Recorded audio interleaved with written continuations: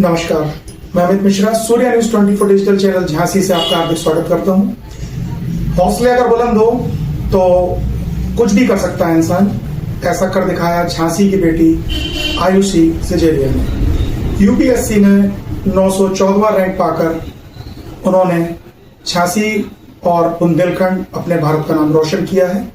आइए हम जानते हैं उनकी सफलता का क्या राज रहा, क्या संघर्ष का दौर रहा और इस बारे में वो हमसे क्या चर्चा करना चाहती हैं। आयुषी जी, आप अपने संघर्ष के दौर के बारे में बताएं और आपके मन में कैसे भाव आया कि आपको यूपीएससी की तैयारी करनी। सबसे पहले मैं ये बताना चाहती हूँ कि मेरी पूरी फैमिली में सारे गवर्नमेंट जॉब करते हैं।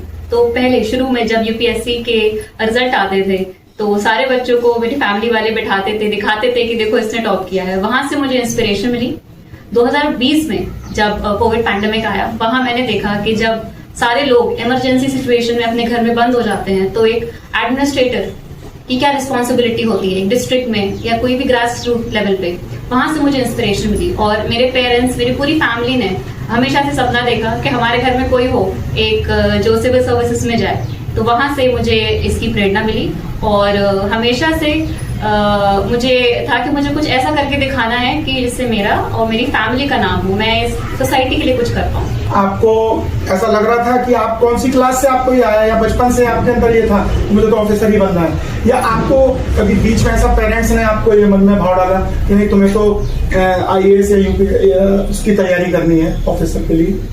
मुझे ऐसा लगता है कि किसी भी बच्चे के शुरू से ही जो उसके घर वाले उसका जैसा इकोसिस्टम क्रिएट करते हैं, वहां से व्यक्ति को प्रेरणा मिलती है और उसी डायरेक्शन में इंसान फिर सोचने लगता है। मेरे पेरेंट्स ने शुरू से ही मुझे ये बोला है कि तुम्हें गरीबों के लिए कुछ करना है, जो असहाय है उनके लिए कुछ करना है। अगर हमारे पास कैपेबिलिटीज हैं तो हम उसको यूज करें और इस सोसाइटी के लिए कुछ करें। तो सबकॉन्शियस में तो हमेशा से था कि कुछ ऊंचा करना है। बीच में मैंने एक दूसरी डायरेक्शन चुनी इसकी। मैं इंजीनियरिंग में मैं गई, लेकिन फिर दोबारा मैं सिविल में आ गई और यहाँ से फिर मैंने अपनी पढ़ाई चालू की और फाइनली मैं आज यहाँ हूँ। आप हम आयुषी जी के पापा से बात करना चाहेंगे, फादर से, सत्यप्रकाश जी, जो कि रेलवे में यहाँ कार्यरत हैं, और उनसे जानेंगे किस तरह से उनको कैसा लग रहा है आज उनकी बेटी आज इतना नाम रोशन किया, परिवार का, अपने देश का नाम रोशन किया है। आइए उनसे बात करते हैं। मैं रेलवे में assistant executive engineer bridge department में कार्यरत हूँ और मुझे आज हमें क्या हमारे पूरे परिवार बहुत ही प्रफुल्लित है, बहुत सुख चैन से माने सुखी अनुभव कर रहा है कि हमारी लड़की ने अपनी मेहनत से, अपनी एकाग्रता से, अपना डिसिप्लिन से यहाँ इस मुकाम को हासिल किया है। तो हम लोग सभी पूरा परिवार बड़े खुशियां मना रहा है। बहुत अच्छा लग रहा है हम लोगों को इस मुकाम पर पहुंचने के। और उनकी मम्मी से जानेंगे कि उनकी मम्मी को किस तरह का लग रहा है और आज उनको क्या खुशी प्रतीत हो रही है। मैं नमिता सजेरिया, मैं रेलवे में झांसी वर्कशॉप में एसएससी के पद पर कार्यरत हूँ। आज हमारी बेटी ने हमें बहुत गौरवान्वित किया है। मैं और मेरा परिवार बहुत अपार प्रसन्नता महसूस कर रहे हैं। आज हमारी बेटी ने वो क्षण हम लोग को महसूस कराया जो हम लोगों ने शायद कभी सोचा भी नहीं था। मैं, मेरी माँ, मेरे भाई बहन, उनका सभी के सहयोग से आज हमारी बेटी इस मुकाम पर पहुंची है। आप सभी मतलब इतना हमारा मन इतना प्रसन्न है कि उसका समझ हम शब्दों में बयान नहीं कर सकते।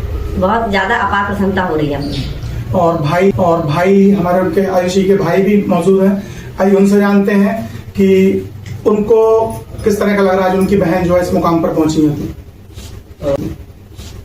मैं काफी खुश हूँ उसके अचीवमेंट को लेकर, और जो कि मैं मानता हूँ शायद सबसे ज्यादा उसका योगदान उसकी खुद का ही है, अगर मैं मानता हूँ। इसके लिए हम सब लोग काफी खुश हैं और मे भी उसके जो 3-4 साल या मे भी 5 साल सबकी मेहनत को आज उसने पूरे उसके बिल पे कर दिए हैं। ब्रेक के बाद एक बार फिर से हम आएंगे, तब तक के लिए ब्रेक के बाद एक बार हम फिर स्वागत करते हैं आप लोगों का सूर्य न्यूज के विशेष कार्यक्रम वतन के रखवाले में। हम यूपीएससी के 914वें रैंक पर पायदान पर पैर रख चुकी आयुषी सजेरिया जी के पास आए हुए हैं, जो कि झांसी बुंदेलखंड का जिन्होंने नाम बहुत ही रोशन कर दिया। रानी लक्ष्मीबाई की जो कि संग्राम की भूमि रही है।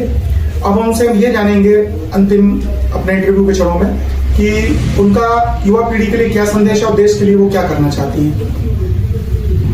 युवा पीढ़ी के लिए मैं यही कहना चाहूंगी कि जो भी आपके सपने हैं उन सपनों के लिए आप लड़िए, अपने अपनी मेंटल हेल्थ पे फोकस करिए, मेंटल वेलबींग पे फोकस करिए। अगर आपके पास रिसोर्सेज हैं और कैपेबिलिटीज हैं तो उनको आप यूज करिए और इंश्योर कीजिए कि वो आपके लिए, आपके फैमिली के लिए, आपके समाज और आपके नेशन के लिए वो काम आए।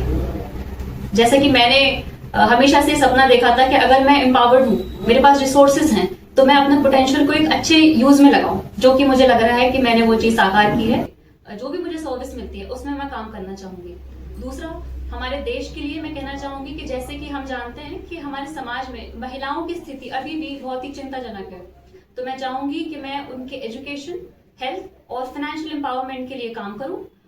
साथ ही साथ युवाओं के लिए भी मैं काम करना चाहती हूँ। जो आजकल की युवा महिला हैं वो पढ़ सकें, सशक्त बन सकें, उनके लिए मैं काम करना चाहूंगी।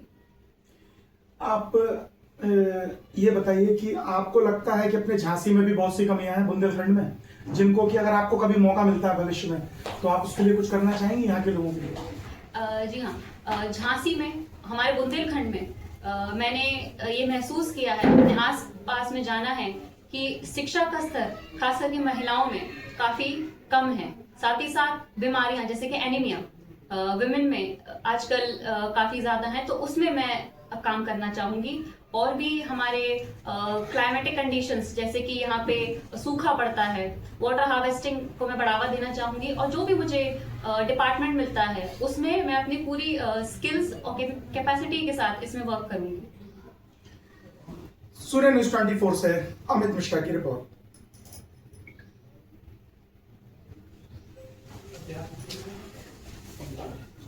कोई बात नहीं।